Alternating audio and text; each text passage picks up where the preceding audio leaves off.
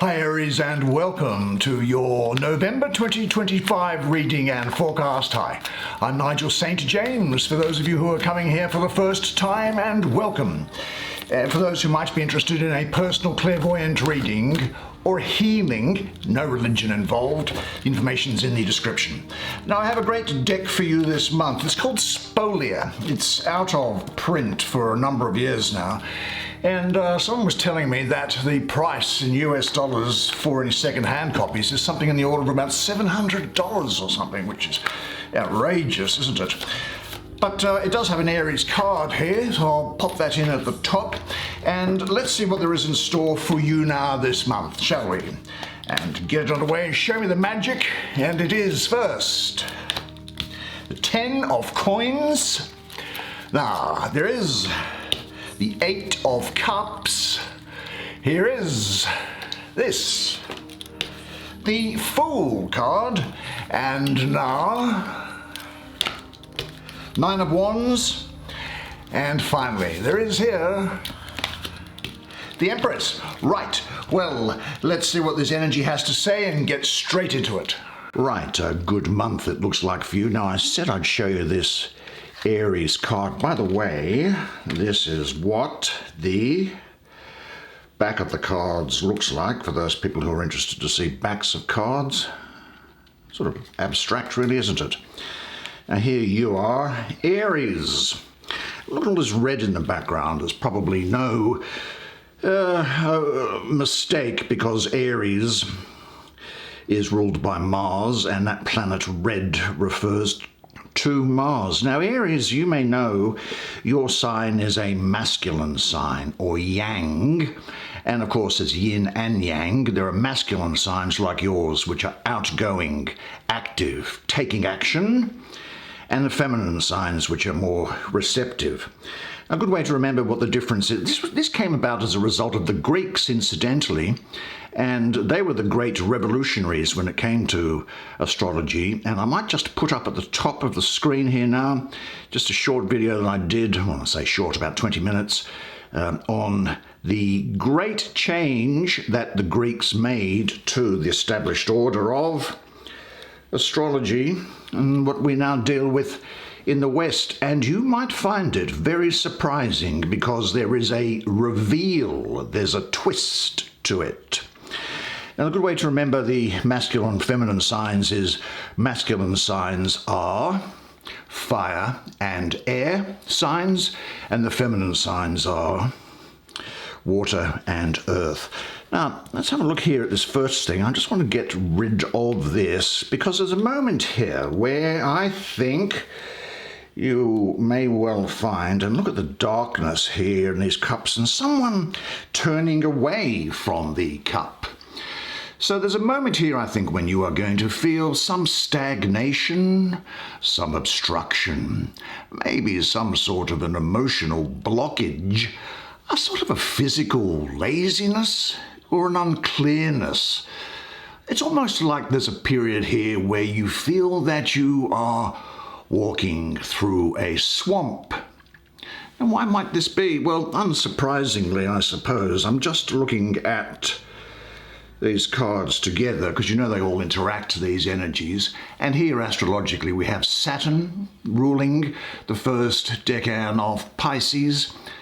And Saturn is about structure, organization, discipline. It can sometimes come off as a heavy energy. And Pisces, of course, is intuitive, spiritual, likes fantasy and emotions. And it is as if Saturn is coming in and deadening the waters of Pisces completely. Saturn is really dominating and suffocating the joy of Pisces. And so you might feel that the water of your emotions for a moment is standing, not renewed by any spring, any new addition of water. And then, of course, it stagnates and mists rise up.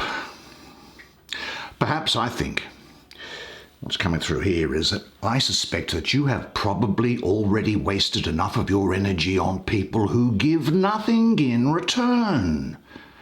Now, you have filled them with your energy, but it's almost as if they're like bottomless barrels. And then you get to a feeling, I think here, this is temporary, where you feel empty and sucked dry. And so, with this person turning away here, I suspect that this point of stagnation that you feel in your life means that you don't have an interest in friends or personal projects. You turn your back on them, almost as if you are denying yourself pleasure.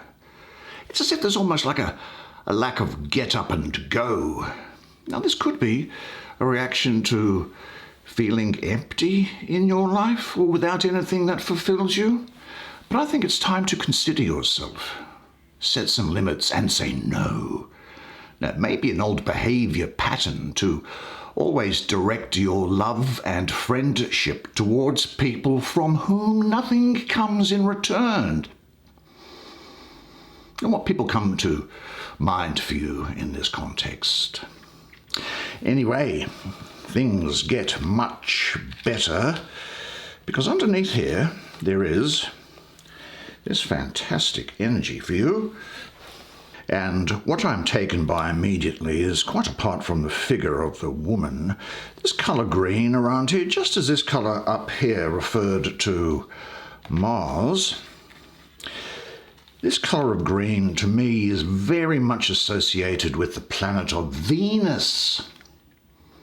The daughter of the mighty ones is what I call her. This is a time, I think, when you are really going to be interested in consuming, appreciating, and throwing yourself into enjoying the beauties in your life. And they overcome this temporary moment of stagnation that you come. You are revitalized by beauty. And I think what this is also doing here is it's saying that you're going to enjoy things, luxuries, and relationships. Now, with Venus here in you, I think there's going to be a great degree of passion and assertiveness in your relationships with other people. Your femininity or your masculinity is going to unfold. There's a wisdom with you now. Fertility is very much bursting through here, so you are going to find out about a pregnancy or a birth. You're getting to the stage now where you go, I am capable of fulfilling my potential, and I'm going to fulfill my potential because I am good enough, I am lovable, I always will be good enough, I always will be lovable, I am important, I matter, and I make things happen.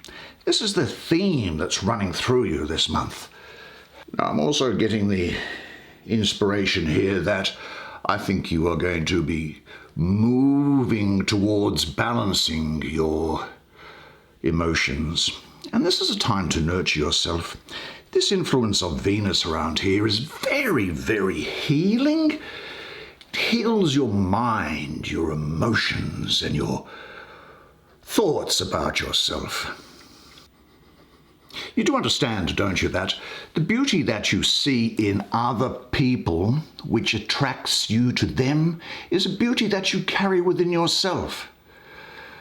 And you are in the process of unfolding that beauty and enjoying beauty in all of your surroundings. Well, here's the central energy. And this central energy is perfect for you because, as I mentioned here, the fire sign and the cardinal sign is about making things happen, about outward bound activity and emotions, and about creating things, making them happen. I think this is a time when you're going to be quite open to any opportunities which might be coming your way, and you're going to trust in yourself. You'll be ready to take a risk and the courage to stand your ground. It is the case that you will be very freedom-loving. Freedom is going to be very important to you now. Independence. Creativity is here. Well, as was shown here also, and great potential. And there's a possibility here of you really taking a huge leap forward with activities and projects in your life. This is saying to you also to be in the present. Now, this is predicting new beginnings for you now. And, interestingly, I think some people might find you a little bit left field, if you know what I mean, when it comes to some of the activities that you engage in, that give you joy.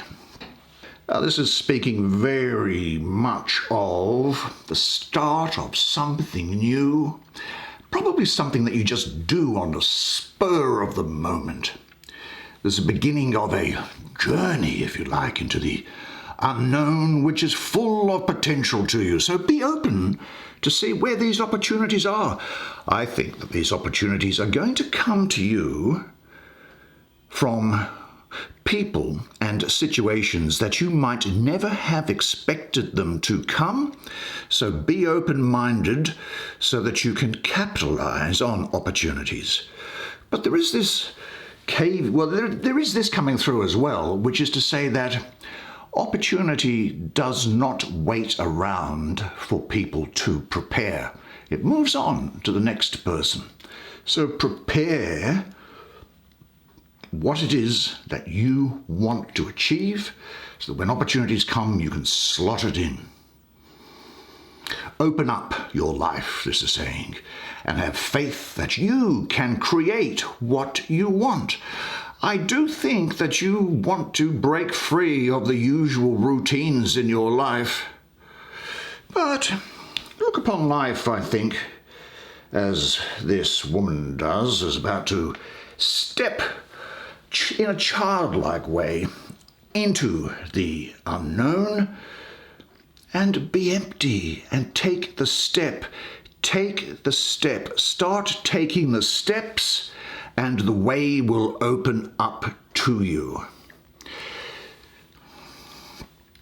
There is a very great creativity again, moving towards a wholeness. And this is also a period, I think, when you are going to re-own your courage and ability. And I think what this is saying here is also that you really don't have to worry about fear. You have conquered fear now, and you have the courage to be who you are without fear. And we come through, I'm talking about courage there. This has got a lot of courage dripping all over it, which is a benefit to you. You are going to be dripping with courage and determination. And this is a determination which comes from the very center of your being, because I have here, it's interesting, I'm looking at the astrology, and it is the moon it'll be the second decan of Sagittarius. Now this 9 here, that speaks to me mystically of the moon as well. So there is a double moon influence. So this means that it talks about digging deep, going right inside you, maybe also into your subconscious, because I think that you will find a power that you gain from bringing together your conscious and unconscious energies. There is a wholeness here, a great determination with you, a strength of character, courage under fire, and I think defending what you have worked for. Do you know, when the unconscious is or becomes visible, you can get faced with many things that you have covered up in order to avoid looking at them, and this can sometimes produce an uneasiness. The fear of feeling painful wounds that you've covered up and hoped to forget. But I think the real fear that might come to the surface here for you, because you do conquer fear with this, is a good fear.